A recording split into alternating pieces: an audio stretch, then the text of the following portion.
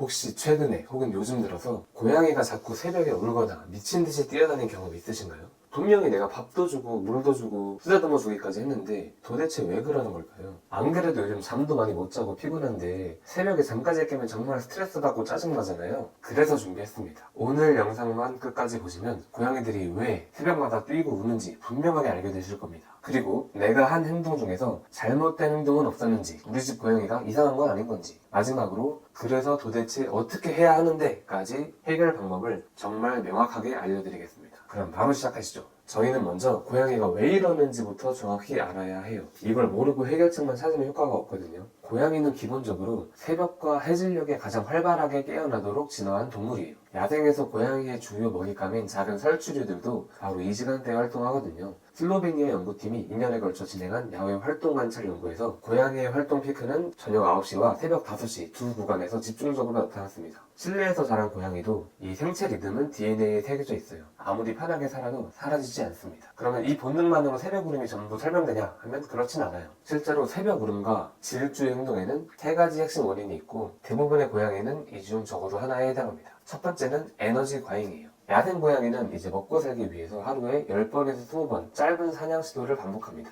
이건 인터내셔널 캣케어와 퓨리나 등 복수의 수의학 기관에서 인용하는 수치입니다. 그런데 실내 고양이는 이 사냥 욕구가 전혀 충족되지 않은 채 하루를 보내는 경우가 대부분이에요. 그래서 낮 동안 쌓인 에너지가 밤에 한꺼번에 터지는 겁니다. 이건 고양이가 이상한 게 아니에요. 그냥 넘치는 에너지를 어딘가에 쏟는 것 뿐이죠. 동물 행동 전문가 잭슨 갤럭시는 그에서 토탈 캣 노조에서 고양이의 본능적 사이클을 사냥, 잡기, 먹기, 그루밍, 수면으로 설명하며 실내 고양이가 이 사이클을 완성하지 못할 때 야간 활동성이 높아지는 건 당연한 결과라고 설명하고 있습니다. 샌프란시스코 SPCA도 동일한 원칙을 행동관리 공식 가이드로 제시하고 있어요. 두 번째는 학습된 행동이에요. 이게 많은 분들이 놓치는 부분인데요. 고양이가 새벽에 한번 울었을 때 보호자가 일어나서 밥을 줬다, 간식을 줬다. 그러면 고양이는 아쉽게도 이미 학습을 마쳐버립니다. 울면 밥이 나온다, 울면 간식이 나온다. 이건 고양이가 나쁜 게 절대로 아니에요. 굉장히 영리한 거죠. 동물행동학자 존 브래드초는 그에 저서 캣센스에서 고양이는 먹이와 연결된 행동 패턴을 매우 빠르게 학습하고 강화한다고 설명합니다. 한두 번 반응해준 게 반복 행동의 씨앗이 된다는 겁니다. 여기서 중요한 게 하나 더 있어요.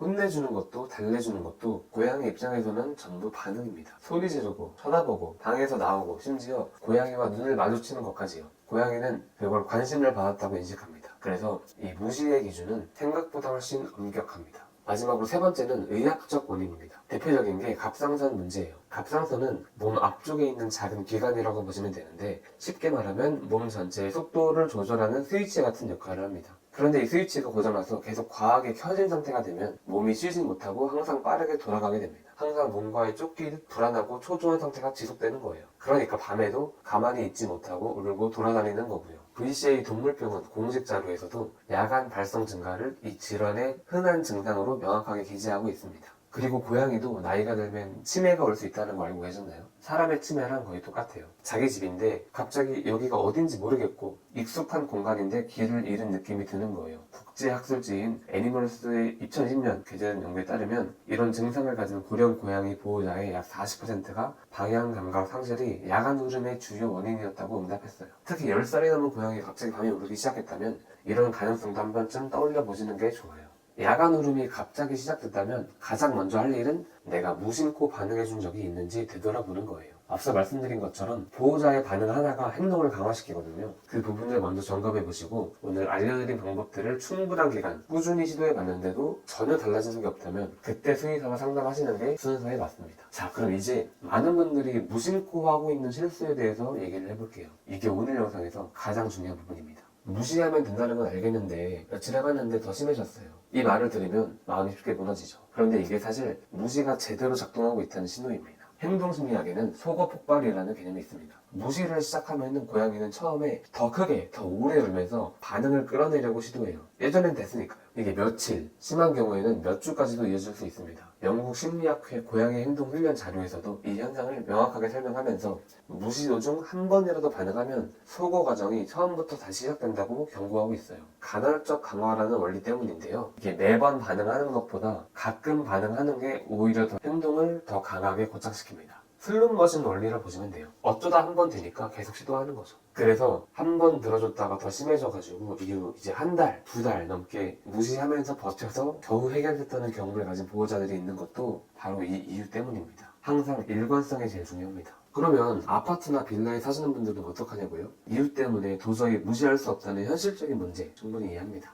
이 경우엔 무시 전략 하나로는 어렵고 동시에 근본적인 원인을 함께 제거해야 합니다. 가장 효과적인 건 역시 취침 전 에너지를 확실히 소진시키는 거예요. 애초에 올 에너지 자체를 줄이는 방향으로 가는 겁니다. 그럼 구체적인 해결법으로 넘어갈게요. 가장 먼저 할 일은 취침 전 집중놀이입니다. 자기 한두 시간 전 낚싯대나 깃털 장난감으로 최소 15분에서 20분 고양이가 지쳐서 스스로 들어 누울 때까지 적극적으로 놀아주세요. 핵심은 보호자가 직접 움직이는 상호작용 놀이라는 겁니다. 장난감을 사주는 것과는 달라요. 그리고 놀이가 끝난 직후에는 저녁밥을 주세요. 사냥, 식사, 그루밍, 수면이라는 고양이 본능 사이클을 인위적으로 재현하는 거예요. 이 순서가 중요합니다.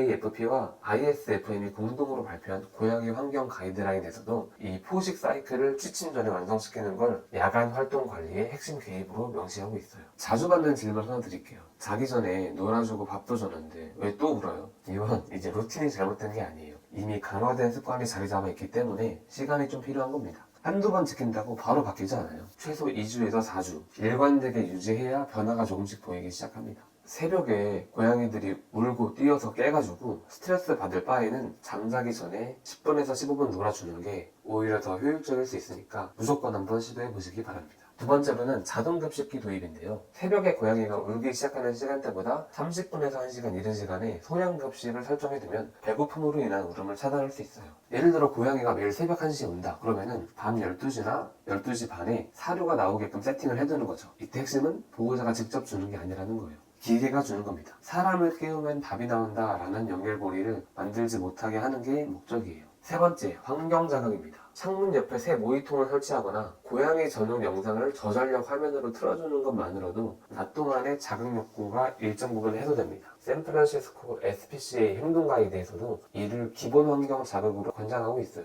낮에 자극이 충분해야지 밤에 조용해집니다. 혼자 사는 고양이, 집안 환경이 단조로운 경우에는 특히 효과적입니다. 고양이가 둘 이상의 가정이라면 서로 놀면서 에너지를 소진하기 때문에 오히려 더 수월하게 해결되는 경우도 있어요. 한 마리가 울면 따라오는 경우도 있긴 하지만 그럴 때도 결국 핵심은 뭐라고요? 취침 전 에너지 소진입니다. 이제 노령묘 이야기를 한번 해보겠습니다. 17살, 18살 된 고양이가 새벽에 올 때 지금 이 시간이 우리한테 얼마나 남았는지 모르는데 무시할 수 없다 라는 마음 충분히 이해합니다. 그 마음이 잘못된 게 아니에요. 다만 한 가지는 구분해야 합니다. 노령묘의 새벽 울음은 행동 문제가 아니라 몸 문제일 가능성이 훨씬 높습니다. 앞서 말씀드린 갑상선 문제나 치매 외에도 통증, 시력, 청력 저하 등 다양한 원인이 있어요. 이 경우에는 무시가 해결책이 아니에요. 수의사와 상담해서 원인을 먼저 파악하고 그에 맞는 대응을 하는 게 맞습니다. 밤에 방향을 잘 잡을 수 있도록 야간등을 켜두는 것도 도움이 될 수 있어요. 정리하겠습니다. 고양이가 새벽에 울고 뛰고 하는 건 절대로 나쁜 고양이라서가 아닙니다. 진화적으로 그렇게 설계된 동물이고 지금 환경에서 무언가 충족되고 있지 않다는 신호예요.